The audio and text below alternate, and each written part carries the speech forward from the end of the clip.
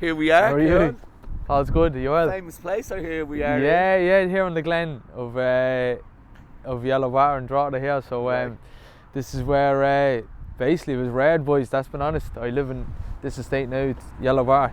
Great memories here on the Glen, and well known in the town here for many reasons and that, you know. It's nice there now and that, but yeah, growing up here, I have great memories, and yeah, just had to bring us down here, boys. Must have been a good preparation to start. Big time, Bellator, yeah, that's it, exactly. This place prepared me for that, let me tell you. Yeah. But there's obviously a sense of community here, and obviously that's what keeps pulling you back, because you're a member of the community and you're a proud member of it, and every time you go to your fights, so many people show up from this area and from the town itself. Right? Yeah, look, that's the town itself, you know. That's just Drogheda, because you know, really, you know, that could be anybody. Everybody gets behind each other, you know. You just see someone from the community doing well, or even on the come up, you know. Ever since my first fight, yeah, just always got bus loads of people, and that's talking 10 plus years ago, lads, when the sport wasn't what it was, and Conor McGregor wasn't even known, or whatever the case may be, and yeah, just always had that support, and that's just the people of Drogheda. Just goes to show, you know. And does that add a bit of pressure on your shoulders, because you know you have so much support, or it's just part of the game, really? Yeah, no, it does. Like, I mean, it's an extra reason to go in and get the win as well, you know. And I'll tell you why, because it's like, you know, here you are doing this thing, you know, essentially for yourself. You're starting this thing and you're on your own journey, and next minute you have, you know, maybe it's parents coming up to you and you know, oh, your kid, the young fella looks up to you, and you know, you're a great role model. You're like, no way, that's Yeah. you know. So then you kind of take that on as well. You're like, right, I have a bit of responsibility here. But yeah, it's a bit of getting used to that there as well, you know what I mean? But like that, as I said, it's an extra reason to go in there and get the win with the amount of support they have. Well, you've kind of taken over Ireland the last while with Bellator. Most of your fights were in Ireland except one in Paris, right? That's right, man. Yeah, so all my professional ones anyway were every one of them in the SSE Arena, you know what I mean? Yeah. And then one in Paris. I was lucky to have that. That was in October 2020, during the lockdowns and everything, and COVID. So I was very lucky to have that, like. And then now up to the north, you know. So happy days. It's definitely a change, and it's nice, it's refreshing, and obviously with the new ownership taking over of PFL, doing things differently, and I'm excited, man. Yeah, because like that, as I said, I felt Dublin was going to the well a few too many times, you know, and. My whole amateur career, like, really was fighting abroad a lot, because representing Ireland to the IMAFs and stuff. You have expressed your feeling to fight abroad in your documentary. You've expressed it in interviews. Obviously, you want to experience as much as you want, or as much as you can out of it. No, of course. And look, it's that, and don't get me wrong, getting the wins in the SSE Arena and with the support on home soil and all that makes all the merrier. But as well as that, you know, it's yeah, just getting abroad and that, it feels just like a glorified spar or something. There's a lot less pressure. It's different, right. You know what I mean? And getting to see a new city or a new place, and just enjoying the whole experience, you know. It's the journey, isn't it? And look, like, there's pros and cons, you know what I mean? Obviously, being back home here, sleep in your own bed, or whatever the case may be, or all the travelling, or you know, wake up becomes a lot harder, you know. You don't have access to certain things and all that, but yeah, it's enjoyable, you know. How many fights did you have as an amateur? 24 fights at amateur, yeah. 24 yeah. So, like that, all over the country here. Had one in the UK, 2 in Bahrain, Vegas, Romania, Bulgaria. All over the shop? All over the shop, yeah. So it all stands me now, and like that then as well. I think it prepared me as well for, you know, going professional. You're sitting beside your opponent, literally getting weighed in, or you're getting your medicals, and it normalises that, and it becomes, and that's what I really enjoyed about it as well. There was no, and again, that's what probably a lot of people why they're into it, and probably what got a lot of us into it, the entertainment side of it. Yeah, I think that's where the sport is going now. I've often said there's many black belts now on social media, but there's not many black belts, you know what I mean? And there's a lot of black belts that are even on social media that are getting to, you know, these places because of that, and I understand the importance of the social media and all that, but for me, I just don't like all the razzmatazz, and the, you know, I just love the, you know, the whole going out with your flag, the rawness of that, and just that's it, no walkout songs, you know, fighting, weighing in that day, the next day you're fighting again, up on the podium, representing our country, you know, that just great honour doing that, and really, really enjoyed that. And actually, to be honest, if that was an Olympic route, say if the boxers say, that wouldn't be the route I'd have took. I'd have done that for good. I got sponsorship, and I could have, you know, you know, essentially made a living, I suppose, or to be able to pursue that, I would have done that, because like that, all the razzmatazz, and don't get me wrong, which is, I'll never get back the memories I have. What I mean is, like, those memories I'll cherish forever in the three arenas and getting those big wins. But like I said, I just think the way the sport is going, like, you know, there's not many real people, and they're kind of going that. You kind of have to be more of a showman, say, now, and it's more important to be that now. Whereas when I started, it was just all about being, you know, how good you are. And I even like listening to the likes of Roy Keane, Gary Neville's, the Jamie Carroll's. I love listening to the boys, and they'd be like, back then, you had to be like a baller. So you obviously have very fond memories of your amateur career. Oh man, like, I'd be saying to the lads like that are coming up as amateur here in Drogheda or in Dublin, I'd be like, lads, living the dream, you know what I mean? It's like, it was class, you know what I mean? Great memories, man. Just staying in hotel rooms with strangers and becoming out of it after a week, 10 days, as if you knew them all your life, and it's a different experience, training with different lads in different countries, and I was just. I had the background experience for the Super Cup, right? And I went, like, I've been to shows with France, and you kind of get the whole spiel, you know, pros. When you're pro, there's an interest, there's money, you have a family, you have to pay bills. There's a lot more involved. But being there with the Irish team, it was just nice to see. These are the boys that'll probably have knocks off each other on the regional scene. But everyone just came together. It didn't matter if you're from Rhino, didn't matter if you're from SBG, didn't matter if you're from a local gym down the road. Coming together, the togetherness is fucking. Do you know what? A lot of people, like you said, focus so much on the entertainment side. They don't talk so much about that team bonding and the experience that you get from it, right? Big time. And I think, like you said, that was it for me. That was just that whole experience. Again, fighting the best from each country every day. Yeah. You know, I was getting a year's worth of fights in a week. Whereas some lads can't even do that now, you know. That's why I had so many and amateur fights and stuff. But like you said, it was all the teams coming together, and I think that's what held us back early on. We weren't doing the team sessions, we weren't doing, you know, whereas you go to like the looks of the Kazakhstans, the Russians, they're all anything was stand at the end of it, you know what I mean? They get into big gymnasiums and they're all just training together, you know what I mean? You don't care what gym you're from, and they're all about coming home in the biggest medal hall, and that's why they're doing so well. Because whereas here, I don't know if it's the culture or what, like, you know. And even if you look at pro boxing, like, a lot of lads will be travelling and stuff, or you've heard about Tyson Fury bringing in such a top 10 fighter to come in and spar him. And these boys know the significance of that, you know, and that's why them teams are doing so well. And now we're catching on, doing these big squad sessions. Where do you think the sport is now, and is it where you thought it would be, or is it in a different place altogether? Yeah, no, I think it's right where it needs to be, and it's. You know, it's actually probably more, you know, and that's obviously down to what Conor has done, you know what I mean? Because bringing the mainstream and as well, only for Conor, I'm very lucky and blessed to be able to make a living out of this, and that's down to, like, you know, obviously opportunities and stuff, and that I've taken advantage of, and the likes of me coach John Kavanagh got me, and you know, and again locally the support I get from sponsors, but to be able to say I'm making a living out of this, that's solely down to the likes of Conor, because I think he upped the game. Being here with you is for the likes of Conor, and I've always said that, because people are like, oh, Conor's doing this, but Conor, what he did is why we're here. The reason why we have 50 professionals, the reason why you got signed for Bellator from your very first fight. Look at all the other people that are from countries where they don't have that superstar. They have to go fight for fucking everyone for €500 because of the way it is, you know. 100%, and like that's why I think people maybe, you know, snub him a little bit when they talk about the greatest of all time, because if you look at Muhammad Ali, which is regarded as the greatest, because of not just what he done in the ring, but what he done outside of it, and I think Conor should be in that conversation because of him collectively as a whole.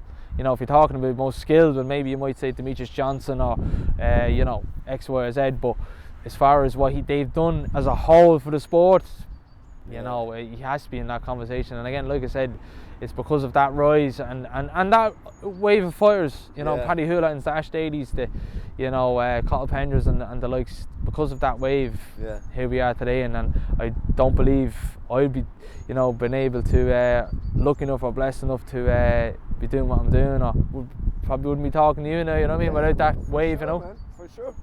Bellator, bro. How, you know, when you signed for them, you're signing for the second biggest promotion in the world. Is it what you expected? Did the expectations, were your expectations reached, I suppose?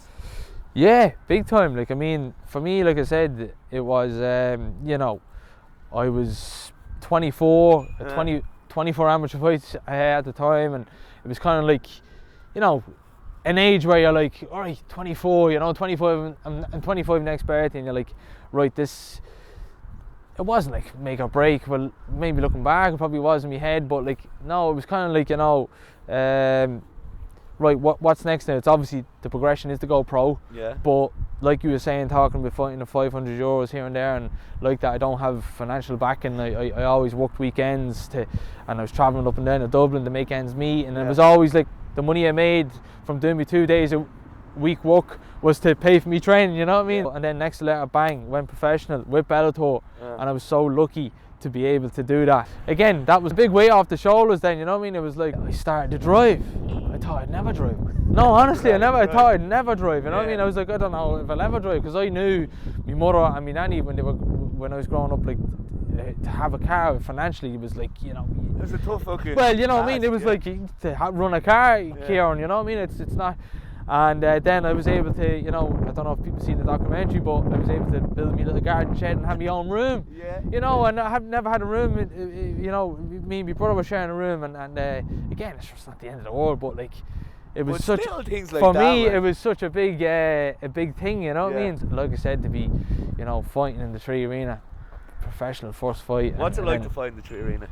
It's every fight is an experience in itself, and all of them have their own stories, and but like that, I just feel very comfortable there now. But as well as that, it brings a lot of pressure as well, in the sense like that, you know, what would you say? Each time the stakes are higher as well. You know what I mean? So like, it's like, you know, it has its pros and cons. But like I said, I feel now is like the time that I want to start getting abroad, and you know what I mean? And you know, again, like I said, feels a little bit going to the well too many times, but and just a freshness, you know what I mean? And just to, you know, like that, and thankfully now Belfast is setting that off me now, you know. So hopefully then might get one abroad this year. You got your wish, you're fine in a different country. No, it's not. Careful saying that now. It doesn't really matter, you know. Yeah, it doesn't. I'm not getting paid in pounds, so I suppose, Is this your third contract with Bellator now? This is my third one, so this will be the start of the third contract. Right. Yeah. Right. So obviously. You're a company man. Man. Look, I am. I definitely am, man. Yeah, and to be honest, to be completely honest, I thought this third contract came as a surprise for me. Right. Reason being because of the sale to PFL, and man, big time. It was a surprise, because it was like, oh, this thing's getting sold, and where am I? And you know, I was out of contract. Yeah. And I didn't know what was. When Conor was trying to get you in the UFC? Yeah. This is when Conor was got word of it and was like, oh, you know, all over it, and fair play to him. Like, that was brilliant. You know what I mean? Like, it's nice to get a little shout out like that, isn't it? That fucking helps. That was class in itself. Like, you know what I mean? But so anyway, that was that, and then obviously this is the total contract now. You know what I mean? So. Nice. And is it a 4-fight deal or?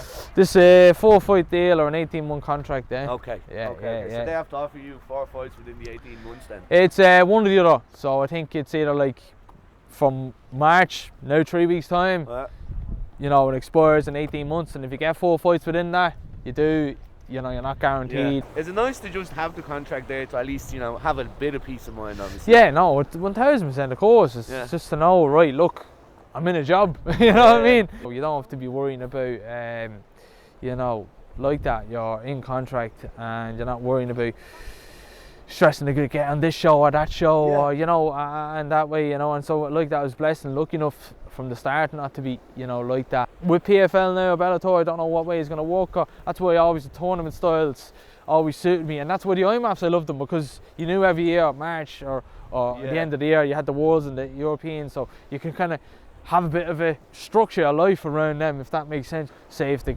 girlfriend wants to book a holiday, or you've X, Y, and Z commitments, or you can maybe, you know, you might be able to go abroad and coach some lads, or, you know, things like that. Like, you know what I mean? You can have some sort of a bit of a, you know, a life in that sense. You know what I mean? Understanding of what's going to happen. That, you know what I mean? And as well, like, you know, that's the biggest thing, is like reminding myself when I'm in this, like, because that is the hardest part. You know what I mean? It's like when you're in the thick and thin of it here now, that's the hardest part, in the sense, like, you know, I'm in it, but you're so selfish in the moment that other people around you are suffering. So like that, I don't have a normal relationship, because again, that's the sacrifices you make. But like, it's trying to remind myself in the off season, say, you know, no, enjoy these little things for the other people, and you know, it's just knowing that that's the sport you're in, you know, and anyone chasing, you know, anything, or in a certain, you know, job or anything like that. It's, but at the minute, doing this game, it's you know, it's all about yourself, and it's you know that as well. And like that, as I said, some people around you kind of suffer a little bit, and you know, like that, as I said, you try and remind yourself in the off season, or no fight coming up, to you know, enjoy that or give back, you know what I mean? And you know, like, even like, I know how much it costs to go to these events and all that, and people taking off work, or even the likes of ourselves coming down to this, and it's like, I want to be able to give back, and that's why I love doing the charity work and stuff, and you know, things like that. And you know, if like that, if you're going on hikes with my mates, and you know, things like that, you know what I mean, things that I enjoy in that as well, because like that, as I said, for 12 weeks or whatever, you're just putting your life on hold. And again, that's the life I chose, and I love it. But what I mean is, like, other people around you, that my nephew there in the gaff, like, he's like, you know, he was saying to his mum, which would be my sister, he was like, you know, when is Ciaran going again? Because I'm constantly always in the go, constantly going. He's like, and he's like, when are you back? You know, or just even enjoying little things like that with him, or like, do you know what I mean? Like, again, you put your life on hold with them things, and again, they're the sacrifices you make. And again, please God, you know, regardless of the result, you get, you know, you do pretty well. You get progression. You win, you lose, and you know, the result, you know, hopefully is a reflection of the work you put in, you know. Just kind of getting more into the business side of things. You obviously feel like you're constantly progressing. Your contract is progressing. Your career is progressing. Where does that leave this kind of merge with PFL and Bellator? Because obviously, it's a bit unclear from the outside. Obviously, maybe you have a better understanding of it. But where do you see the next step as progression? Because obviously, if there's not that much focus on Bellator, there's going to be more focus on PFL. We don't know where that is. Where do you stand on that? Because obviously, you're all about progression, and it's always taking the next step, right? Yeah, no, 100%. Like that, you're kind of in a little bit of limbo at the minute. Right. A little bit, in the sense that, you know, we don't know. So, for argument's sake, you know, working towards a Bellator world title or whatever, just to say that, or you know, or PFL European title, or a PFL $1 million tournament. I actually don't know where I fit into that at the minute, in the sense like that. All I do, anyway, to be honest, is focus on each fight. I don't like to look too far ahead. Say for the likes of, say, a James Gallagher, say, right, you know, who's on the cusp of, you know, a world title. Well, where does he go? Is it a PFL one? Is it a Bellator one? Is it? It's confusing. You know, it is. So, like that, we're still in a little bit of limbo, but I think ultimately, within the next year or two, it'll all merge to PFL. But for the minute, like that, for my 18-month contract, say, I don't know where the next step, say, after this fight is. But again, I'm not even thinking that too far ahead, because all I'm just thinking about is getting the win now in 3 weeks' time. And I have to win, you know what I mean? People are like, oh, would you be going for this? What's next? I'm like, I have to beat a man now, you know what I mean? Like I said, 24 amateur fights. I had 13 wins, 11 losses. And I've lost many times at amateur. I've won many big fights, lost. Like that, I've done it all amateur. So what I've learned is, really, that quote, you're only as good as your last fight, is very true, you know what I mean? And I'll tell you why, because the likes of fans and all that, or say fans or people that are supporting you or watching it or whatever, you know, maybe not, you know, people that are fully behind you or whatever, but like, still, like, you know, you lose one fight, it's like, was he as good as he was, or the undefeated record's gone, or and then next later, you win your next fight and you're the best thing in the world. That's it, man. Do you know? So, and they also forget, it's like, you thought every fight that he won up to the loss, you're like, oh, he's the best thing ever. And then you get the loss, you're like, oh, well, maybe he's not that good. You know, and it kills me. Like, I like to look at, like, say, BJ Penn's. And I'm looking at that man, like, what he done, and, like, black belt in under 4 years, and fighting in different weight classes. And And the next letter, you know, to see how he went out, like saying, and what say maybe some new fans would remember him for, you're just like, does it, you know? Doesn't but look, do him justice, no, does it? no. So like, it's that, you know what I mean? I think when you know that about the sport or any sport, actually a conversation I had with Will Fleury one day, and he was just like, at the end of your career, he was like, because maybe it was at this time where I was talking when we didn't know if it was Bellator or PFL or if I was going to go to UFC or when I was out of contract, say, or whatever. And he was like, at the end of the day, ultimately, you judge yourself on your own career, you know, and you know how tough of a lad you've been. And I kind of was like, oh, he's dead right, you know what I mean? Because, you know, at the end of the day, the only person that has experienced it is yourself. And looking at a piece of paper to say you bet this for that for that, it's very, you know. So at the end of the day, I think, you know, I think I have a good perspective on it. Where does Ciaran Clarke sit when he's like 40 and he looks back on the career, and what is it that you want to kind of not accomplish, but where do you see that going, and what do you want to get out of it yourself? For myself, it's like at the end of it, I want to be able to say, when I'm done, I'm done. Okay. You know, I don't want to be one of these fighters that and look, who am I to criticise? And that's obviously why the man got there where he is. But like say, like it's Henry Cejudo. You know, to see him lose the weekend, it's like, you know, and look, a loss isn't a loss. I mean, we still know how good he is, and doesn't take away anything from his achievements. He's still better than 99% of the population. Exactly. But the man is still champ. It's still that fire in him. And look, again, like I said, that's probably where he got to where he is.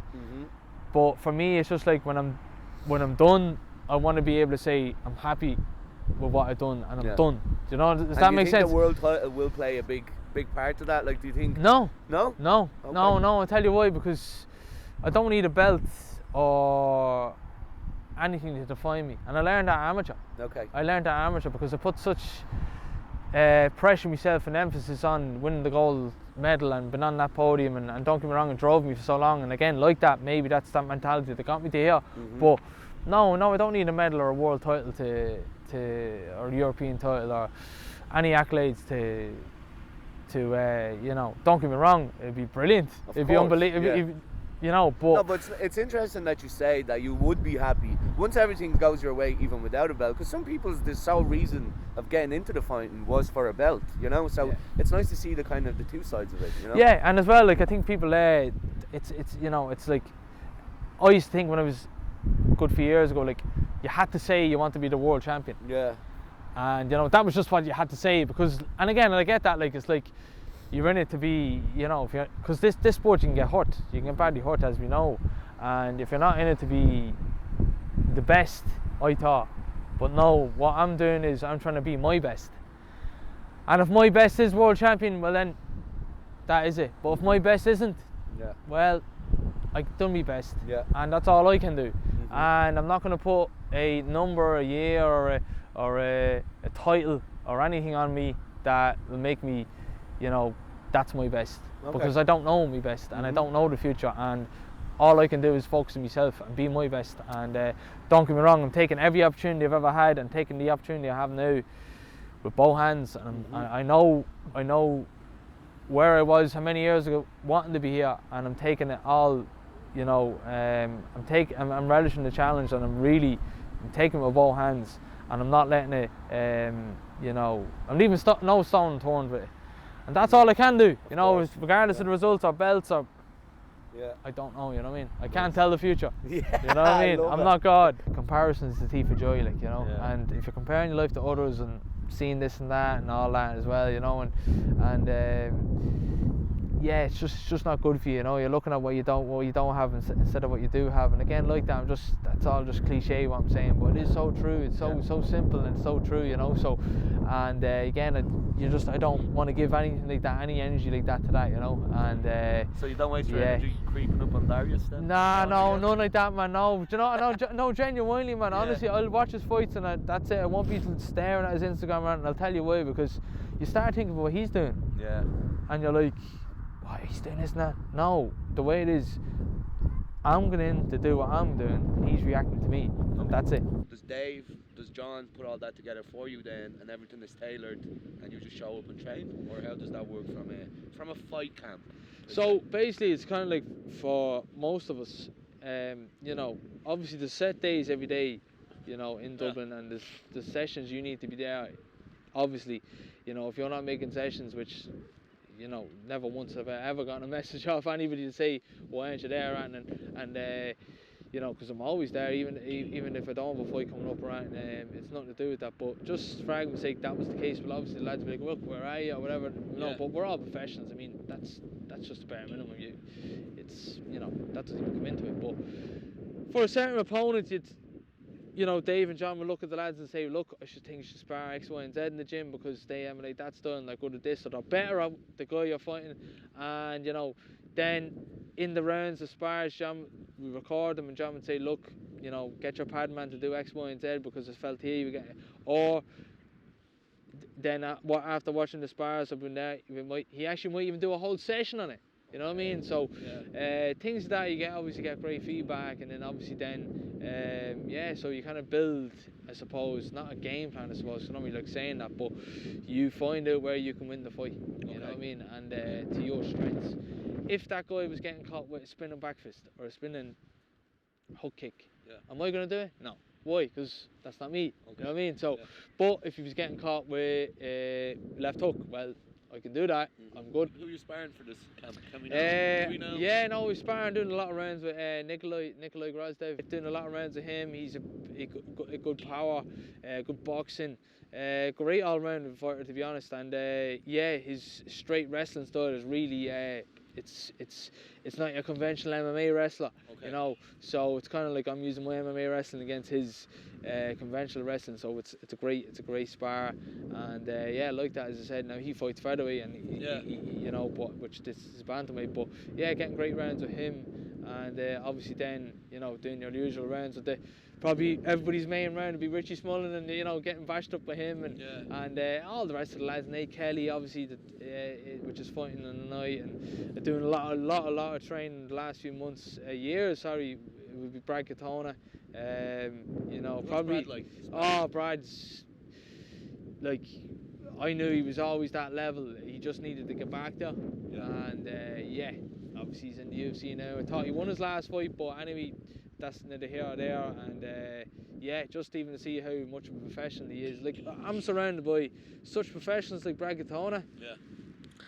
And then you have such hard workers that I've never seen in all my life, like Richie Smullen. It's just like, you know, so, you know, surrounding myself with these people, and then obviously being around the likes of John and Dave, you know, I just feel like that. That's when I'm going into my fights. I know I left no stone unturned, and obviously now I'm working my strength and conditioning, which a gym I've always been the last, you know, good few years now.